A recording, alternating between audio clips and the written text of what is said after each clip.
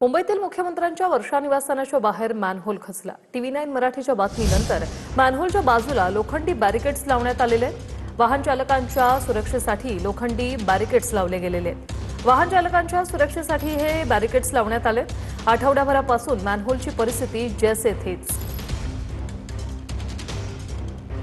गिरीश गायकवाड आमचे प्रतिनिधी थेट आपल्या सोबतच जोडले गेलेले आहेत। गिरीश, TV9 मराठीच्या बातमीचा इम्पॅक्ट, मॅनहोलच्या बाजूला लोखंडी बॅरिकेड्स, काय अपडेट?